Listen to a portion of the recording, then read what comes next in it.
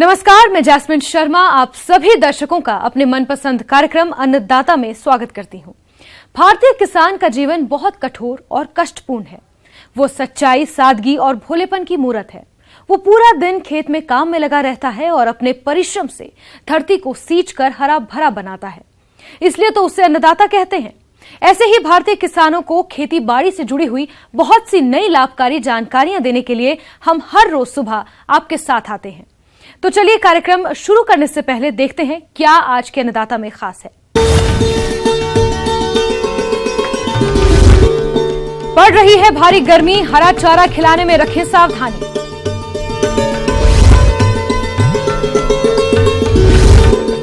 जैविक विधि से गाजर की खेती कर अच्छा लाभ ले रहे किसान की कहानी। अच्छी गुणवत्ता के केले का उत्पादन लेने के लिए फसल का प्रबंधन।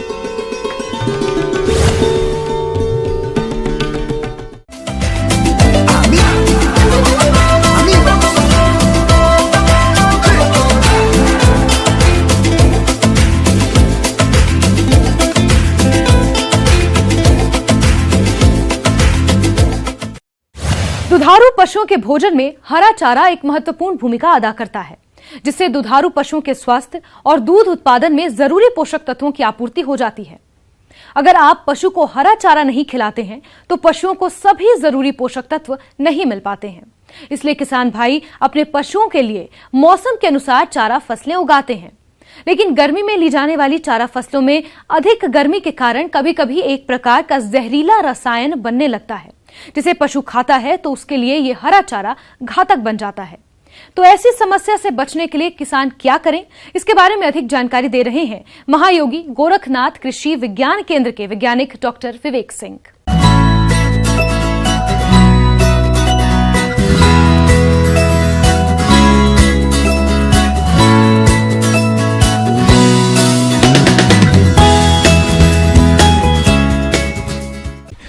चारा विषाक्तता जो है पशुओं के लिए हरा चारा का जब हम बुआई करते हैं, ग्रीष्मकालीन बुआई, जैसे ज्वार की फसल की बुआई कर रहे हैं चारे के लिए, तो उसमें उसका उचित प्रबंधन ना होने के कारण उसमें नाइट्रेट और साइनाइड की पॉइजनिंग आ जाती है।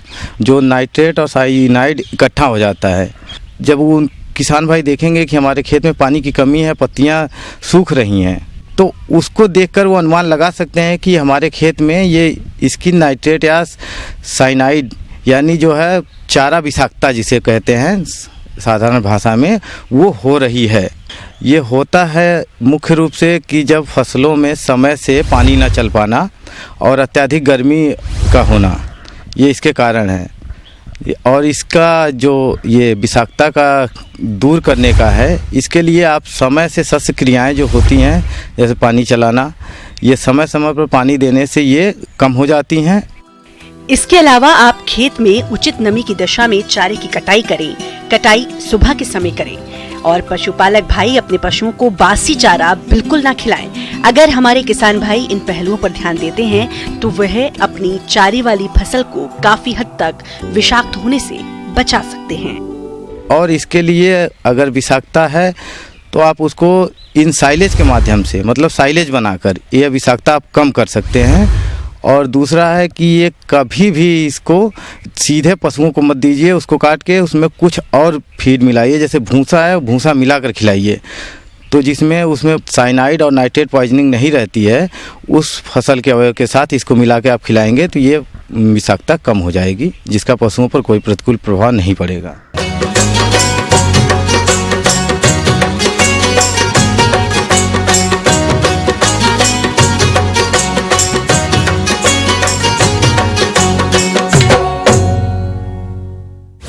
गाजर की खेती पूरे भारतवर्ष में की जाती है। पौष्टिक गुणों से भरपूर गाजर किसी न किसी रूप में हर घर में प्रयोग में आती है। अगर इसकी खेती तकनीकी बातों को ध्यान में रखकर की जाए तो अधिक लाभ आप कमा सकते हैं। आज आपको झारखंड के किसान शिव नारायण साहू से मिलवाते हैं, जिसने जैविक तरीकों को अपनाकर गाजर की खेती की है, जिससे इन्हें अच्छी आमदनी मिल रही है। आज ये अपने अनुभव आपके बीच साझा करेंगे।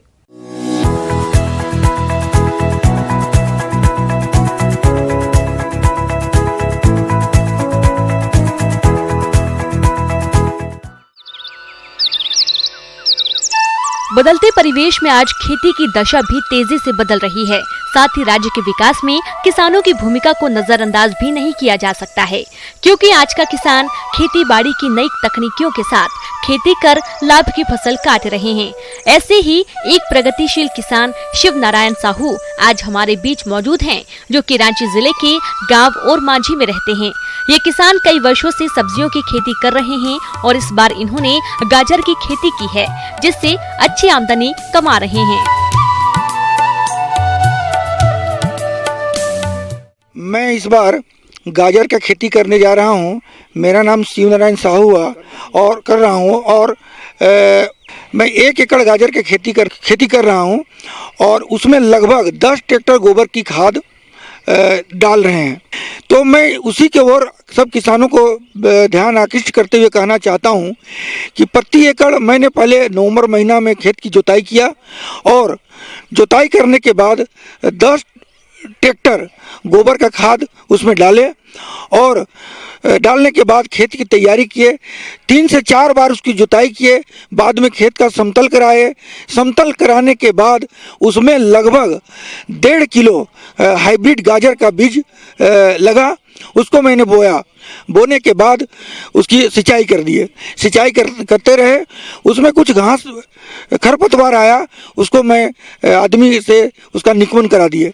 निकवन कराने के बाद मैं किसी भी तरह रासायनिक खाद ना कीटनाशक दवाई का प्रयोग किया, केवल और केवल गोबर की खाद का उपयोग किया और उस पर खेती गाजर की खेती कर रहा हूँ। ये गाजर का खेती बीच बीच में खरपतवार निकालते रहे। इसके साथ साथ उसमें मैं धनिया बो दिया था, जो धनिया मुझे एक बोनस के रूप में धनिया का पत्ता मिला, जो मैं बाजार में उसको बेच दिया। बाकी गाजर अभी मैं उस गाजर को अब निकाल रहा हूँ और इसकी पैदावारी लगभग 200 से 250 क्विंटल प्रति एकड़ होने जा रहा है। किसान भाइयों, शिव नारायण साहू का कहना है कि गाजर की खेती में खर्च 100 में तो मुनाफा हजारों में होता है। इन्होंने बताया कि गाजर कोल्ड स्टोरेज में रखकर बाजार में गाजर की अधिक मांग हो तब बेचने पर लाखों का मुनाफा होता है। और ये अगर अभी हम बाजार में बेचते हैं तो इसकी रेट करीब 7-8 रुपया प्रति किलो है। तो हमारी जो सरकार की मंशा है कि किसानों की आमदनी बढ़े, अगर इस पर थोड़ा सा भी हम ध्यान दें तो हमको ऐसा लगता है कि अगर इस गाजर को अभी न बेच करके मैं इसे कोल्ड स्टोर में डाल दूं तो यही गाजर 2 महीना 3 महीना के बाद जब बरसात का सीजन आएगा या बरसात का बाद जब खेत से गाजर निकलना किसानों का बंद हो जाएगा तो यही गाजर का रेट सीधा डबल ट्रिपल हो जाएगा और उस समय रेट भी जो आज 8 रुपया है वो कम से कम 20 या 20 से 40 तक भी हो जाता है। अब हम ये कहेंगे, जैसे हम कह रहे थे कि कोल्ड स्टोर में रखना है, तो कोल्ड स्टोर में निश्चित रूप से रखाव में खर्चा है। तो खर्चा ये है कि प्रति बैग माने 1 किलो का करीब 4.5 रुपया खर्चा आता है वहाँ का रखने का। 4.5 रुपया खर्चा आता है रखने का। तो निश्चित रूप से जब हम इसको अनसीजन में माने गाजर का जब इस सीजन इसको मानते हैं, अगर इसको हम 4 महीना बाद निकालेंगे तो लगन का समय रहेगा और उस समय गाजर का रेट काफ़ी बढ़ जाता है। और चूँकि वो कोलेस्ट्रॉल सीधे निकल के जाता है तो हम जो अभी कह रहे थे कि 2 से 3 गुना, तो ये सारा खर्च आप कोलेस्ट्रॉल का खर्चा भी निकाल देते हैं, उसके बाद भी प्रति किलो कम से कम जो आज 8 रुपया बिक रहा है वो 8 या 24 रुपया किलो बिक जाएगा। और इस तरह हमारी आमदनी कोल्ड स्टोर का खर्चा करने के बाद भी 2 गुना से 3 गुना आमदनी होगा और 2 से 2.5 लाख 1.5 से 2 लाख रुपया सारा खर्चा, कोल्ड स्टोर की खर्च, फसल की खर्च, ये सारे खर्चा करने के बाद भी 1.5 से 2 लाख रुपया प्रति एकड़ हमको मुनाफा के रूप में मिलेगा। तो हमारी जी सरकार की मंशा है कि किसानों की आमदनी बढ़े, तो ये हम थोड़ी सी धैर्य अगर रखते हैं तो हम अपनी आमदनी को दुगुना तीन गुना भी कर सकते हैं और एक अच्छा आमदनी, अच्छा मुनाफा हम कमा सकते हैं। इसमें अगर 200 क्विंटल भी हम मान के चलते हैं और मिनिमम 20 रुपया किलो भी बेचते हैं तो लगभग 2 लाख रुपया की आमदनी इसमें आता है। इस तरह हम अपने आमदनी को, गाजर के अलावे बहुत सा फसल है, अगर हम थोड़ी सी धैर्य रखें, थोड़ी सी अपनी बुद्धिमत्ता से काम करें तो हमारी जो आमदनी है वो दिन प्रतिदिन बढ़ेगा। यही मेरा किसान बंधु से मेरा ये संदेश है कि अपने फसल को समय से निकालें और जो उचित समय होता है उस समय बाजार में ले जाएं, तो हमको लगता है कि अधिक से अधिक मुनाफा किसानों को होगा और हम बिचौलियों से बच जाएंगे।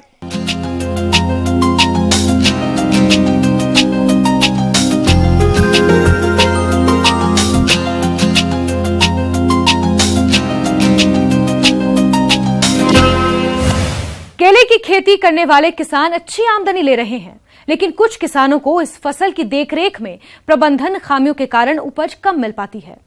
जबकि इस फसल की ठीक ढंग से देखरेख की जाए तो आपको अच्छी उपज अवश्य मिलेगी, जिससे आपकी आय में भी इजाफा होगा। तो केले की फसल में देखरेख में किन किन जरूरी कार्यों को करना है, जानते हैं कृषि विज्ञान केंद्र लखीमपुर खीरी के डॉक्टर संतोष कुमार विश्वकर्मा से।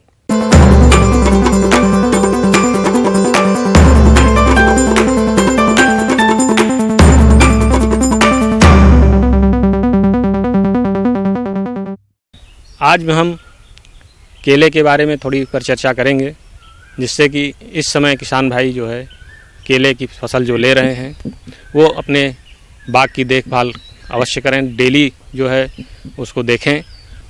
अगर आपने मेड़बंदी नहीं की है, यानी पौधे को सहारा नहीं दिया है, तो आप जो है मेड़ बना दें, मेड़बंदी कर दें, जिससे कि पौधे को सपोर्ट मिल जाए हवा से। चूँकि अब हवा चलने वाली है तो उससे जो है पौधे का बचाव हो जाएगा। अगर आपके पौधे ज़्यादा बड़े हो गए हैं तो उनको बांधने की भी ज़रूरत है। एक दूसरे से क्रॉस करते हुए आप जो है उनकी बधाई भी कर सकते हैं, जिससे कि आपको जो है हवा चलने पर नुकसान ज़्यादा ना हो और पौधे गिरे ना। तो इसको ध्यान में रखते हुए आपको जो है मेड़बंदी करनी है, सपोर्ट देना है, तनों को मिट्टी चढ़ाना है। और दूसरी चीज़ ये है कि सिंचाई, केले में जो है अगर आप नाली से सिंचाई कर रहे हैं तो एकांतर विधि से सिंचाई अवश्य करें, जिससे कि ज़्यादा पौधे को नमी न प्राप्त हो। या आप स्प्रिंकलर सिस्टम से अगर सिंचाई करते हैं तो ये काफ़ी आपको होता है। उससे जो है कई फ़ायदे होते हैं। एक तो खेत में जो है खरपतवार ज़्यादा नहीं जमते हैं, दूसरे जो रूट जोन में नमी बनी रहती है तो पौधे को जो है पोषक तत्व जो है अधिक मात्रा में प्राप्त होते हैं, और जो हम खाद देते हैं उसका भी जो है सदुपयोग पूरा का पूरा पौधे कर लेते हैं। दूसरी चीज़ क्या है कि इस समय जो है अगर आपने बेसल डोज में सारी खादें दे दी हैं तो यूरिया का प्रयोग आप कर सकते हैं। वो भी जो है 100 से 150 ग्राम जो है नमी रहते हुए, जिससे कि पौधे की जो है बढ़वार ठीक से होती रहे और पौधा जो है अच्छा अपना जो है बढ़वार कर सके। दूसरी चीज़ क्या है कि इस समय बीटल की समस्या आती है। अगर जिन किसान भाइयों के खेत में बीटल्स की समस्या है, जो फल होते हैं उन पे जो है चित्तीदार धब्बे पड़ जाते हैं उसके प्रभाव से, तो इसके लिए एक दवा आती है फेप्रोनिल। उसका अगर आप प्रयोग करें तो उसका जो है प्रयोग करके उसका नियंत्रण किया जा सकता है। किसान भाइयों, अब आइए बात करते हैं केला में लगने वाले रोग पनामा के बारे में। इस रोग के कारण पुरानी व निचली पत्तियों पर हल्की पीली धारियां दिखाई देती हैं। पत्तियां शीघ्र ही पीली पड़ जाती हैं, डंठल टूट जाते हैं और नीचे की ओर लटकी हुई पत्तियां सूख कर गिर जाती हैं। इसलिए आप इस रोग के नियंत्रण हेतु रोगी पौधे के गड्ढे में चूना डालकर भूमि को पानी से 2 से 6 माह तक भर कर रखने से भूमि वापस केला उगाने लायक बन सकती है। इस प्रकार किसान भाइयों, आप बताए गए प्रबंधनों को अपनाकर अगर केला की खेती करते हैं तो आपको आगे चलकर अच्छी फलत की प्राप्ति होगी।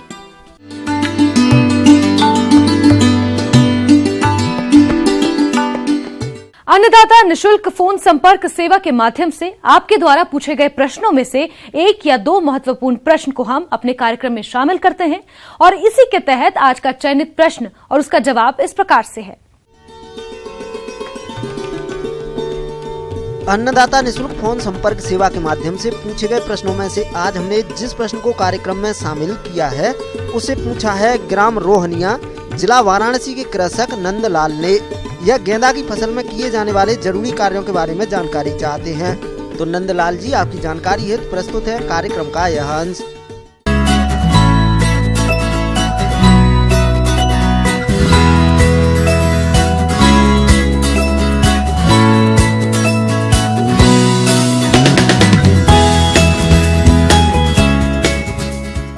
ग्रीष्म ऋतु में जो गेंदे की खेती आप करते हैं उसमें कुछ सावधानियां बरतकर आप गेंदे का अच्छा उत्पादन ले सकते हैं।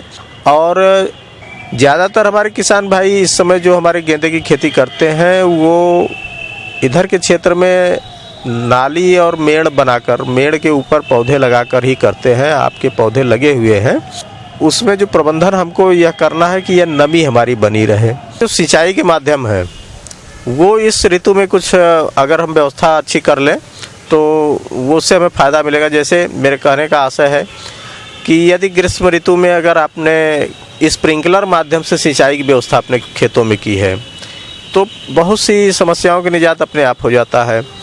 जैसे गेंदे की खेती में जब ज़्यादा गर्मी पड़ती है तो उस समय माइट्स का प्रकोप होता है, और अगर स्प्रिंकलर सिस्टम से आप अपने गेंदे की खेत में सिंचाई कर रहे हैं तो माइट्स की समस्या अपने आप दूर रहती है, उसमें नमी बनी रहती है उन पौधों के ऊपर, तो इसलिए जो है उसमें माइट से वो दूर रहते हैं।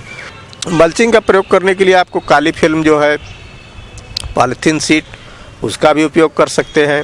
तो यह जो नमी मल्चिंग से बनी रहेगी, लगातार बनी रहेगी, जल्दी जल्दी पानी नहीं देना पड़ेगा।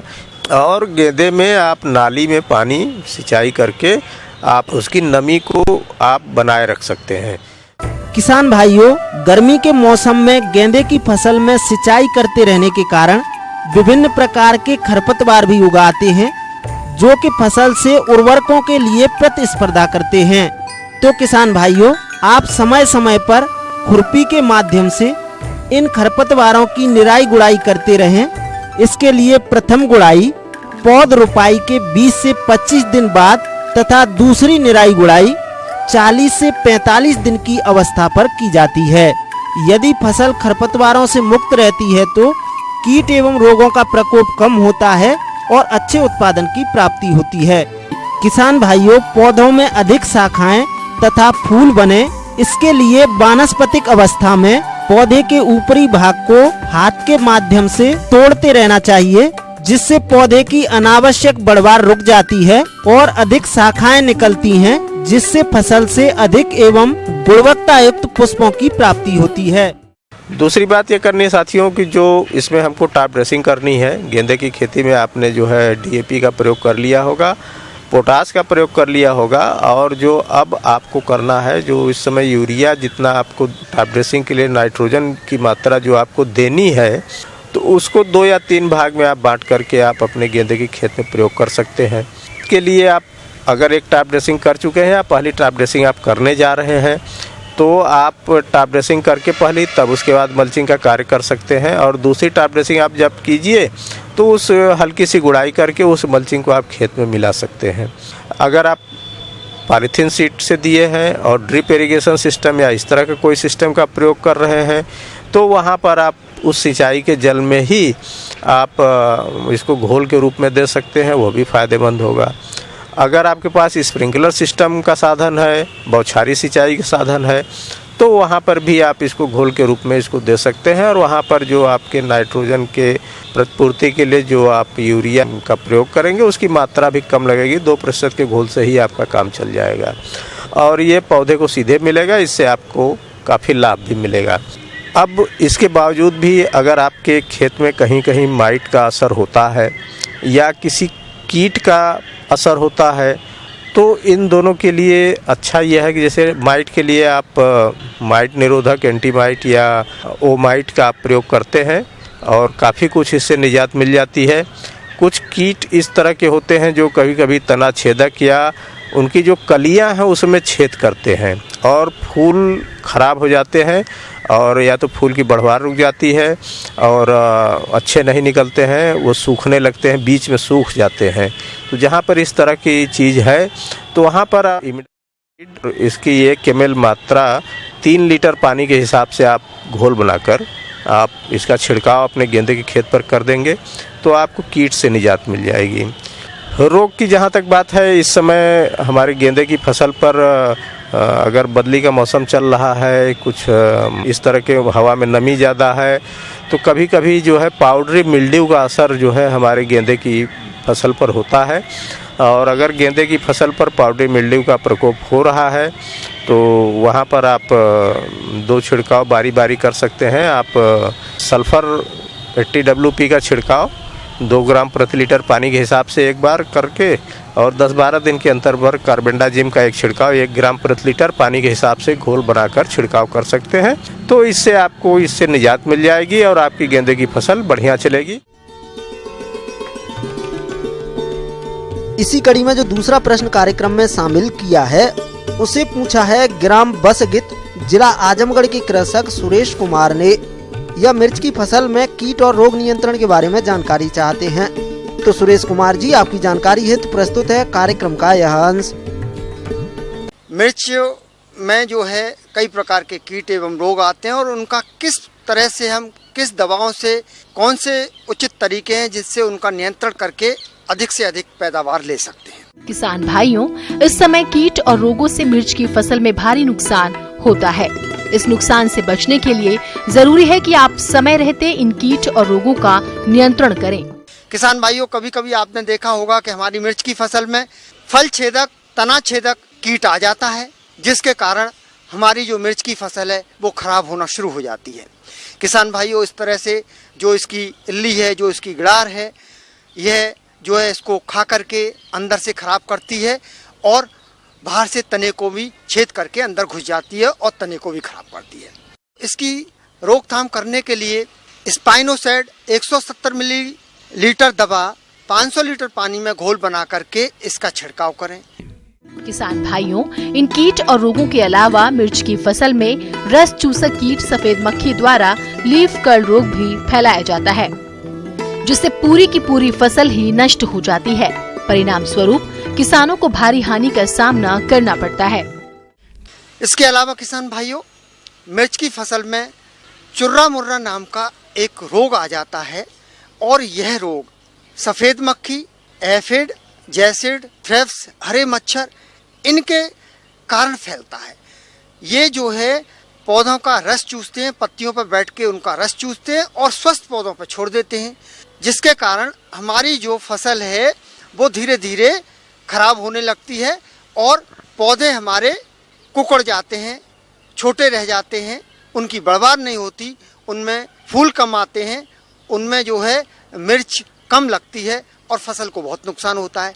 ऐसे पौधों का शुरुआत में ही इनका निरीक्षण करके और इनको खेतों में से जहाँ भी मिले आप उखाड़ करके और इनको गड्ढे में गाड़ दें या इसको नष्ट कर दें। पहला उपचार तो यही है। दूसरा, डाइमेथोएट दवा लें। डाइमेथोएट दवा 750 मिलीलीटर दवा प्रति हेक्टेयर के हिसाब से 500 लीटर पानी में घोल बना करके और 10-10 दिन के अंतर से 2-3 बार छिड़काव करेंगे तो ये रस चूसक जितने कीट हैं वो सब खत्म हो जाएंगे और जो है आपकी जो मिर्च की फसल है वो आपको फिर भरपूर पैदावार देगी। इसके अलावा किसान भाइयों, मिर्च की फसल में कुछ और रोग आते हैं, जैसे श्याम व्रण रोग। श्याम व्रण रोग ये पत्ती पर छोटे छोटे अनियमित आकार के या गोल या लंबे जो है आपका किडनी के आकार के धब्बे बनना शुरू होते हैं और ये गहरे भूरे धब्बे धीरे धीरे आगे फैलते हुए आपस में मिल करके पत्ती का बहुत सारा भाग घेर लेते हैं या मिर्च पे बन जाते हैं और मिर्च का बहुत सारा भाग घेरते हुए मिर्च को खराब करना, वहाँ से गलाना शुरू करते हैं, जिससे हमारी जो मिर्च है और हमारी पत्तियां हैं और जो तना है या पूरा पौधा है वो धीरे धीरे इस रोग से ग्रसित होता जाता है। इसके कारण हमारी फसल को बहुत अधिक नुकसान होता है। इसका नियंत्रण करने के लिए कोई भी कॉपर युक्त जो फफूंदनाशी है उसका प्रयोग करें। 2 ग्राम दवा प्रति लीटर पानी के हिसाब से घोल बना करके 10-10 दिन के अंतर से छिड़काव करेंगे तो भी इस रोग का नियंत्रण आसानी से हो जाएगा। इस तरह किसान भाइयों, आप जो है नर्सरी की अवस्था से और उसकी तुड़ाई तक पूरा जो है अच्छी तरह से देखभाल करते हुए, सही दवाइयों का चुनाव करते हुए, सही वक्त पर छिड़काव करते हुए मिर्च की जो है फसल लेंगे तो आपको अधिक से अधिक मुनाफा प्राप्त होगा। हम उम्मीद करते हैं कि आज का कार्यक्रम आप सभी दर्शकों के लिए उपयोगी रहा होगा। किसान भाइयों, अन्नदाता आपकी सेवा के लिए संकल्परत है। कृषि संबंधित समस्या एवं सुझावों के लिए आप हमें ईमेल कर सकते हैं। हमारा ईमेल है p18annadata@nw18.com। इसके अतिरिक्त आप हमें निःशुल्क हेल्पलाइन नंबर 180041921555 पर सोमवार से शनिवार सुबह 10 से शाम 4 बजे के बीच संपर्क कर सकते हैं। अब आइए देखते हैं कल दिखाए जाने वाले कार्यक्रम की मुख्य झलकियां। मूंग की फसल से अधिक उपज लेने के लिए फसल प्रबंधन पर सलाह।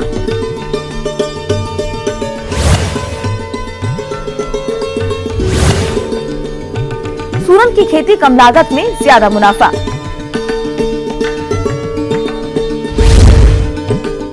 किसान भाइयों, अब समय हो रहा है आपसे विदा लेने का, तो हमारी अन्नदाता टीम को दीजिए इजाजत। कल फिर आपसे मुलाकात होगी कृषि संबंधित कुछ और महत्वपूर्ण जानकारियों के साथ। नमस्कार।